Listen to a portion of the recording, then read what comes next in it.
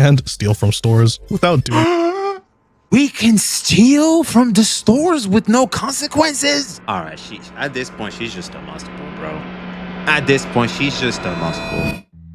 If there's one thing gacha games are notoriously known for, are waifus. The hotter they are, the more people want them to also be powerful within the meta, because they want them because they're hot anyways, and since I'm getting her, I might as well get the max value out of my bucks by making her also more powerful in the content I have to tackle with her, right? Makes total sense, you want the full package. Now, that's not always necessarily the case, as we've seen previously in NTE with Shinku. She is waifu bait. Unfortunately, she is not bringing that value people were expecting from her. She's still a powerful character in multiple dupes, but then again, an argument can be made for, well, all characters basically follow the same formula. That's basically a little bit of cope in my opinion, but again, she's so waifu bait that maybe she's stronger with more dupes than the rest of the roster, but that just makes her more pricey, which alienates a lot of free-to-play players from wanting to get her from a meta perspective. Now, Shinku has since been mocked with the announcement with Zankou, right? I think we can all safely say that. And one thing is for certain is, are we gonna have a repeat of the past with Shinku, or is Zenko going to be the meta character that we're gonna be having within the game? Because I feel like, personally, this is just me, and considering what I've seen with Shinku, I think a lot of players, when they see a waifu character, they really want strength to be associated with them, and they're okay with power creep to start with them because they're so getting that character anyway. They're just like, look, I'm getting this character anyway, and since I am getting this character, I don't mind her power creeping the rest of the roster. Power creep is not bad. Power creep is only bad if I don't have the characters that apply the power creep. Yes. But if I have the character that power creeps the rest of the roster, I'll defend it. And that's what I feel like a lot of players, that's what they're thinking subconsciously, but they're just never going to admit it. You're not slick. I'm onto you. Now, there's a video around here because since NTE is in CN 3 days ahead of Global, I think, or maybe 4 days ahead, they already have Zankou. Lucky bastards. And this man, CJ, I'm loving this channel, by the way, asked the question, is Zankou actually worth pulling, or is she a skip? A skip? Hey, are you trying to start a war? What do you mean Zankou a skip? Man, they ain't nowhere they're back-to-backing us with waifu baits now, are they? And that got me very intrigued, because typically I don't look at character showcases and meta discussions. Basically, I haven't done it for NTE since the launch of the game, but I kind of have to now because Shinku was such a hot topic. I actually had to look because I wanted the character, but then I heard people talking that meta-wise, she's not really it. Therefore, she's not checking a very important box. And so I have to take a look, take a peek on what the hell is going on. Shinku was a disappointment, all right, for E0 to maximum E1 free-to-play plus player like myself, but I hope Zankou is not necessarily the case, because once again, power creep is only bad if we don't have the character, and since we are pulling Zankou because of reasons, that's what their name is, I want her to be very powerful, all right? So without further ado, let's get active. If you enjoy this type of content, make sure to like, comment, subscribe, and turn on the notification bell to not miss any updates. Guess I better go subscribe to VXV Gacha. Zankou is officially already out on NTE's China server, as she is scheduled to make her debut on Global in just a few days from now. Must be nice, CN. Must be nice. Speaking of CN, ever since NTE 1.3 hit, NTE really went up. Obviously, Genshin Impact is going to be the most popular gacha game right now in CN, hands down, because it's not, I mean, Christ, even I want to pull up. Surprisingly, number 2 is freaking Arknight. Dude, I don't know what this is, but Arknight is like the original Arknight. There's just something about it. Like W community. And also looking at the stars, this is like 4.5 stars. Like it's positive within the community. Like it's super good. It and Honkai Star Rail, surprisingly.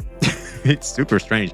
And also we have NTE at number 3. It shows that I think there's a lot of hype with NTE, considering it's a brand new game within the market. It's actually, and it's 1.3, and typically this is when gacha games start to slow down. It shows that a lot of players are still invested within NTE, which is a positive, and it tells me people are excited for Zankou. So CN are eating earlier than us. Again, lucky bastards. On August 19th. I've had the pleasure of being able to test her early, so I want to talk about what I've discovered, the things I like about Zankou, and the things I think you should keep in mind before pulling her yourself. Okay. As always, the first thing I want to go over is the general outline of how her kit works. Although this isn't an in-depth build guide, I will be releasing one of those closer to our global release. I do think it's important to have a basic understanding of what she does before we talk about how worth it she is overall. Okay, so is she powerful? That's the main question. Is she power creeping bees? I don't want to waste any of your Trying time. not to cuss a lot. Let's get right on into it. Zankou is labeled in-game as an incantation main DPS character. For starters, she has access to two different forms, her reality form and her illusion form. Both of these forms have access to different effects and buffs associated with them. Her reality form is the normal, basic form. In this form, she gains the Hunt effect, which increases Zankou's own damage by 25%, and she will have access to the ultimate ability Inferno Flamenco, which launches her into the air, slashing out the floor to deal incantation damage. AKA, she uses Akarthathia's ult. Plagiarism. Ooh, cancel NTE to that now, right now. You enter her illusion form by pressing her skill button, which deals multiple instances of incantation damage, and has the visual indicator of giving her this pinkish outline and the flowing sparkles on her lower half. It is also worth noting she will lose the illusion form and be switched back to reality if she is swapped off field. Okay, so she can turn invisible so that way monsters don't bother you, which is pretty neat in Pink Paw Heist. Illusion form, Zankou gains the delusion effect, which increases the crit damage of all damage over time effects by all team members by 25%. What? In the illusion form, Zankou gains the delusion effect, which increases the crit damage of all damage over time effects by all team members by 25%. Holy dot buff. Does she work well with Lacrimosa, maybe? Food for thought. Hold on, let's continue this. I think she could be a really good teammate with Lacrimosa. Could be wrong here, but I don't think I am. All of her attacks in this form are also counted as follow-up attack damage, and furthermore, apply Heart Wrench, which is an incantation damage over time effect lasting for 30 seconds up to 10 stacks. Another thing to note is that Zankou will not lose the Hunt and Delusion form buffs automatically upon switching forms, but after 8 seconds, they will disappear if she spends too much time in one form. At the end of Illusion, Zankou can use an enhanced skill that switches her back to reality, deals incantation Now back to reality. Reality. Alright, I just had to. damage, and applies Heart Wrench to every target hit. After using this enhanced skill, Zankou will unlock a new ultimate called Blood Feast Reverie, where upon casting, it will deal damage, also counting as follow-up attack damage, in an AoE around her, and inflicts another damage over time effect called Vile Ash. AKA, she does the Camellia E thingy, right? She becomes Camellia. Plagiarism! Cancel NTE right now! God damn it. After casting, Zankou can recast to use her original ultimate for a short window of time, stacking them on top of each other. Zankou's first passive skill is an enhancement to Scorch, making it so Scorch can be stacked up to 3 times, and whenever an ally applies a damage over time effect to an enemy, Zankou will apply a stack of Scorch alongside it. Does this mean the guy from the standard banner is like completely RIP? I feel like he's just dead. But is it just me? Like, bro didn't even survive like 2 patches. He was already like right off the bat. But now it feels like he's just like, that's it. Put the fries in the bag. Is it just me? Essentially, she can enable the Scorch effect to be permanently applied on targets if her allies. His name was Baisang, if I'm not mistaken. Zankou's second passive makes it so she starts fights with 100 cycle energy, enabling early reactions, and increases her cycle intensity by 100 by default, making her even better when applying cycle effects to enemies. All of these things considered make Zankou a competent damage dealer, DOT applicator, and DOT buffer all at once. Yes. All of her damage and illusion, counting as follow-up attack damage, will also make her good to run alongside Zenko when she comes out, if you're someone who likes Zenko. Dude, I don't like Zenko very much, but after hearing what they said about her in the stream, gosh darn it, it's very hard to ignore. These anime characters, man, need to calm down. Like, we had Eroy. I think Eroy was by far one of the best pickup I've ever done. Like, the fact that I can heal myself finally is such a breath of fresh air. It was just funny because she's a wind element too. But Zenko it feels like she's such a support, and these characters are so important. We didn't have much of them, especially at the start of the game, so it's like it's finally time to pick up on these, because Nanal is a DPS, Hattori is a sub DPS, so it's kind of like the support. We had Lacrimosa, that's a DPS. We had Chaos is a DPS. Now we had the Shinku was a DPS. That's a lot of DPSs. Now finally have Eroy, you know, that's a healer, thank God, finally. And now we have Zenko, which is also a DPS / dot buffer, if you want to have her, you know, like that. Like, we were considering the team here we're looking at, she's, I think, supposed to be the sub DPS to Lacrimosa, which I think can work, which is the team I'm probably going to be using myself. But again, it feels like it's not necessarily a support support character. Like, we do need more of those. So it makes Zenko very hard to ignore meta-wise and account structure-wise, if that makes any sense. Aesthetically speaking, this is the beauty of NTE though. She can always be saved by a skin. Like right now, I'm not gonna lie, them shorts are crazy. Besides that, like, I don't feel the character. This is not my favorite type of character, to be honest with you. I think my type is clear. So a skin could save her, maybe. We could save her thematics a bit, maybe. I like the fact that she has a ghost and stuff. I like the fact that meta-wise, she's very, very useful, where she incentivizes me to really look at her. But I don't know. We'll see. The beauty of also the second half characters is that at that point we probably know what's next. So we'll see, because Cien is ahead of us. So like, they get to know. We should be knowing what's in 1.4 soon. As soon as like Zankou is released, by like just 4 or 5 days, we should probably know what's coming next. And if there's any character that's going to be mogging Zenko, I'm sorry, but we need that skip, because we need to get more 2D anime batters. Out of combat, Zankou. She looks like, Zankou looks amazing. Like, Jesus Christ, look at her in the game. Like, oh my God. Can literally turn invisible, and she can use this to escape the police and steal from stores without doing. We can steal from the stores with no consequences. All right, at this point she's just a must-pull, bro. At this point, she's just a must-pull. Like, that's it. Pack it up, boys. That's it. Just get your pulls ready. That's it. We gotta get her. She has the power that most of us when we were kids wanted to have, because I would always be eyeing chips when I'd be in the grocery store, and they'd be pricey because I wouldn't have, I would have a very small allowance, and I couldn't afford getting them chips. So I'd just be looking. I'd be like, man, only I could be invisible and I can just carry them. One would know. She can do that. Yeah. The whole shoplifting minigame. And I was also pleasantly surprised to find out she could even pick up items in the Holy snap, she can pick up items. The thing that pisses me off with Hattori, because like, you can stop time. Like, this isn't, like, just ignoring enemies isn't unique to Zenko here. Hattori can freeze time, and you can just, it's an important advantage. But the problem with Hattori is that she cannot pick up things in frozen time. That pisses me the hell off. So she can ignore enemies and grab items along the way. Can I open doors too? If I can open doors too, oh my God. Heist while invisible, since I feel the game is usually really picky with this, but she can, and it makes doing the heist a lot more laid back. Yeah, I think what he means by picky is the Hattori freeze time. It's not worrying about the enemies at all. She will, however, still reveal herself when opening doors, so you win some. There it is. That would have been so OP. That would have been so freaking OP, man. You have no idea. Yeah, that's a good balance. You know what? I'm all for it. It would have made her super crazy in terms of value. And finally, her first life skill increases the Fawn's gain from the new volleyball game mode, which is being introduced as a pink pause alternative. And her second life skill will increase the stamina consumption in the Fight Club game mode, so you can earn your Fawns from that faster if you enjoy burning your city stamina in there. Nothing revolutionary, just here if you like either of these game modes. Now that you know what she does, I want to say I did spend some extra time testing Zankou before recording this video, and the first impression I had of her was just how good she did feel to play. Everything feels really smooth, very fluid, and there's no real clunkiness to her at all, which I do think how a character feels is important when playing. Absolutely, 100%. She's a ton of fun, and the dual form playstyle flows very well, despite her constantly switching between the two.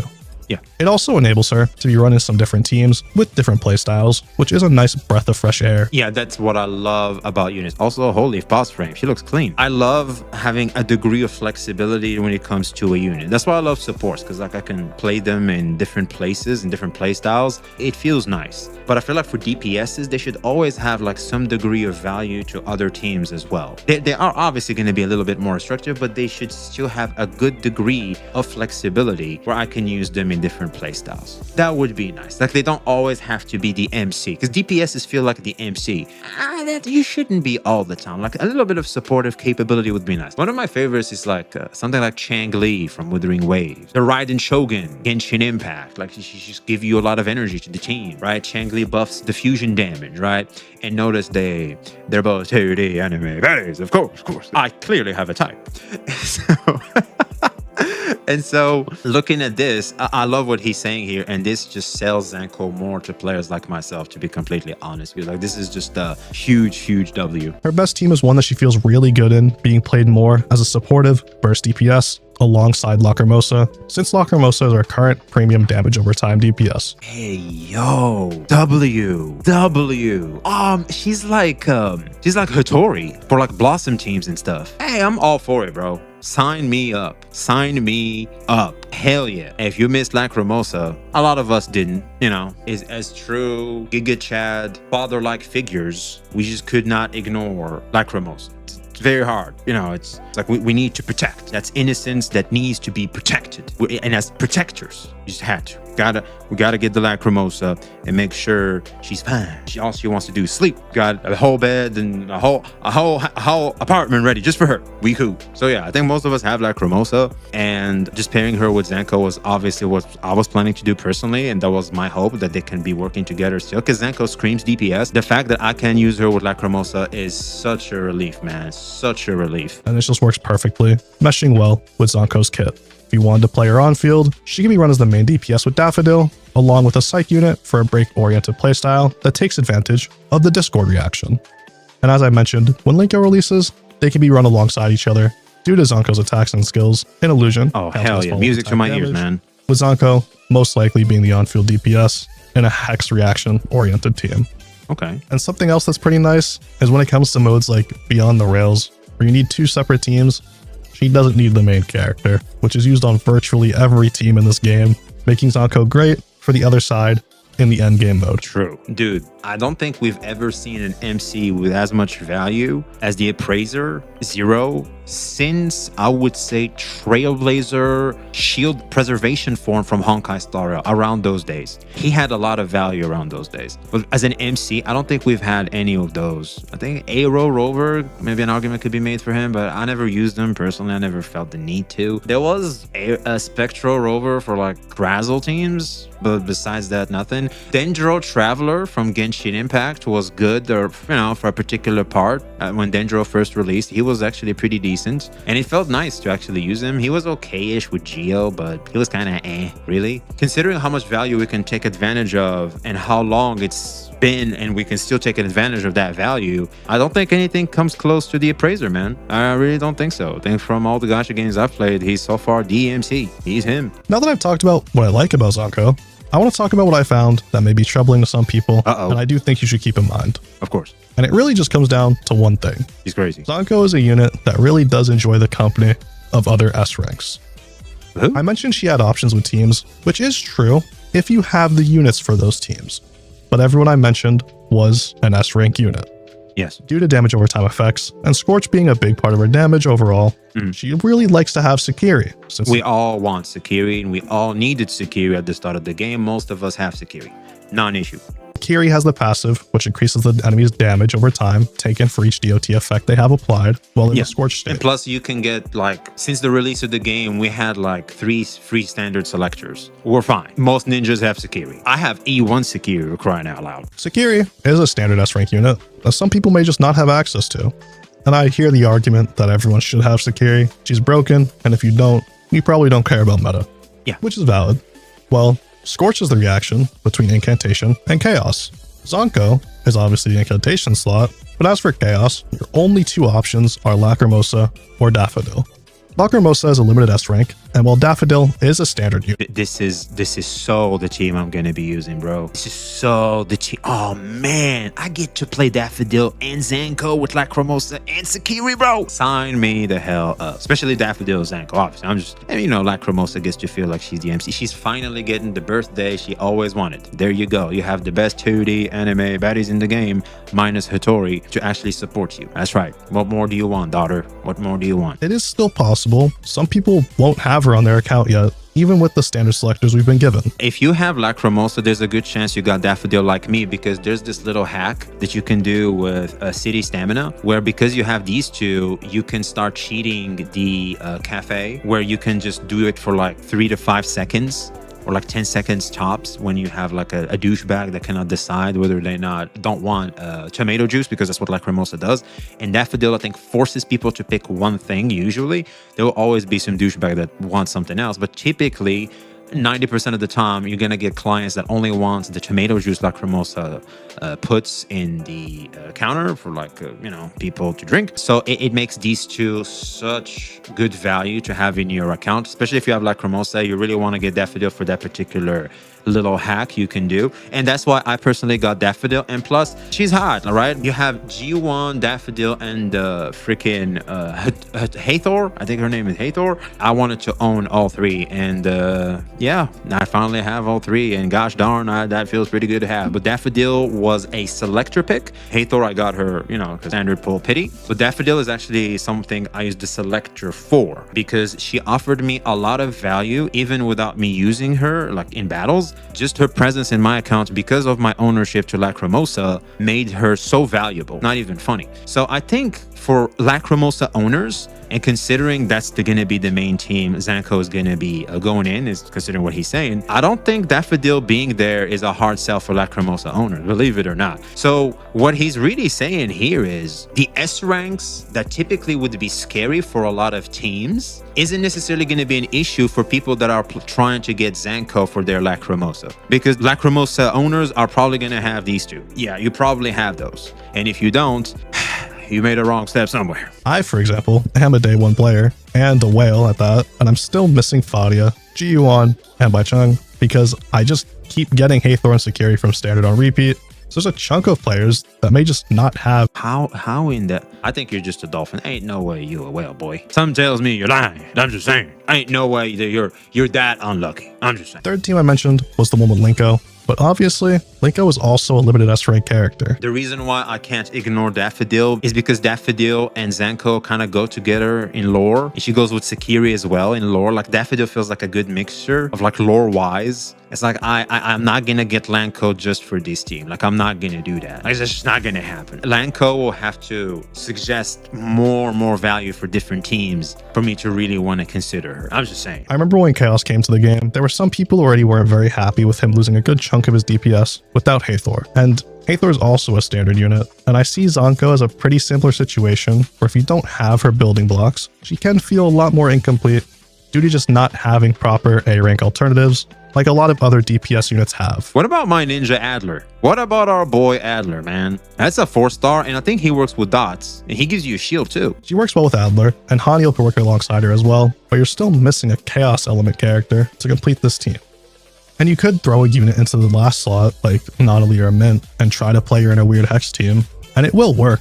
It just won't feel as great. Of course. I'm not saying you can't make lower investment teams. I mean, I'll be honest. I know what he's trying to say here, but the reality is you get a free standard selector. You just got one in 1.2 as well. You can get one because of the beginner banner. It's like, come on. You know, people have S-rank units. They do. Also, you can buy them through the shop. I forgot about that. It's very important. You can also buy them through the shop by collecting those little things you get off pulls. I can buy a standard character right now if I want to. I can. And I'm considering doing that because Daffodil becomes very powerful through E2, if I'm not mistaken. I think if you have 2 copies, she becomes insane for dot teams. I'm really considering that, especially now with Zenko coming out. This game is extremely easy, but I am saying if you want to feel like you're getting the most out of what you have, they will feel a lot more cope than other DPS units using similar low investment setups.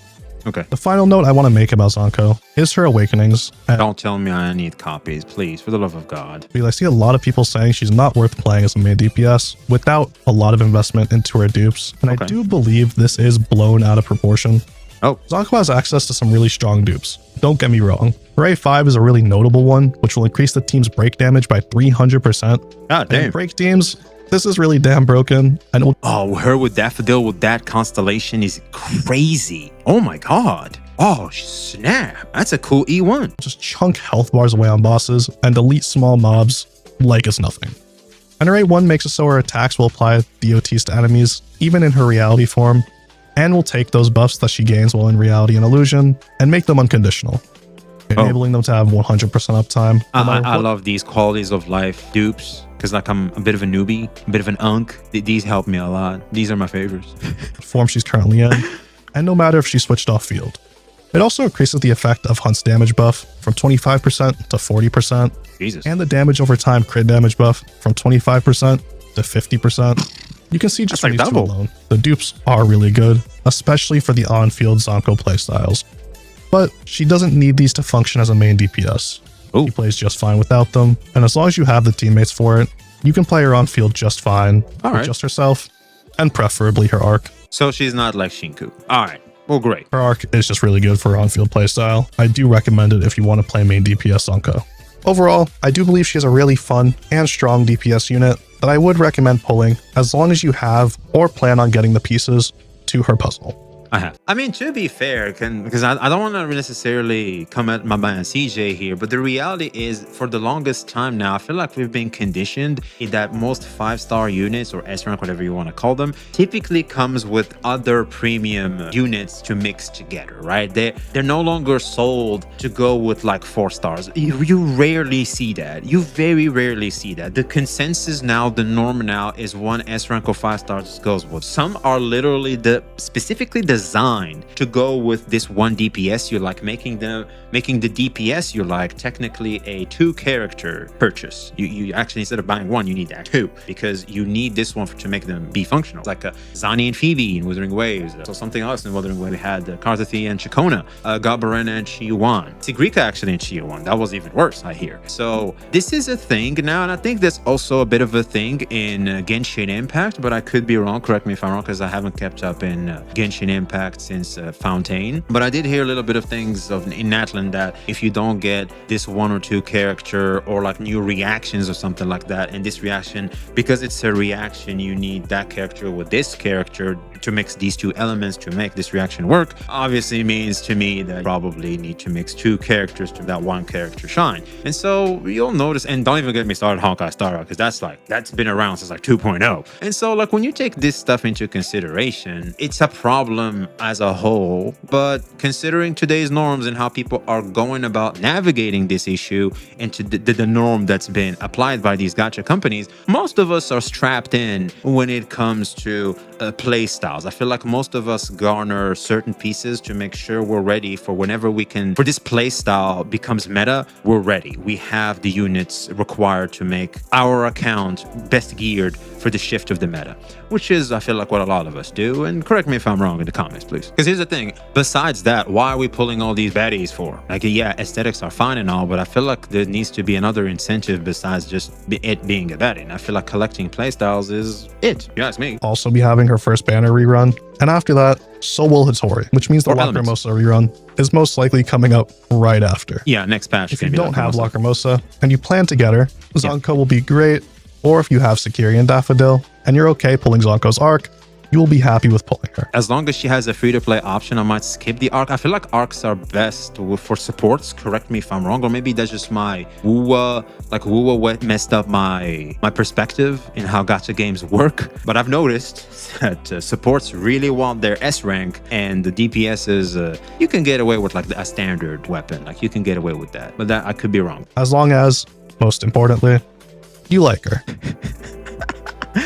Was that even a question? She's such a badass. She's hot. She checks every box. Like, oh my god. And plus, she's crazy, which actually balances her, because or else we'd be head over heels. But because she's crazy, I don't fall for her. Like, she's just this amazing character, and I'm all for it. At the end of the day, we're playing a video game, and games are meant to be fun.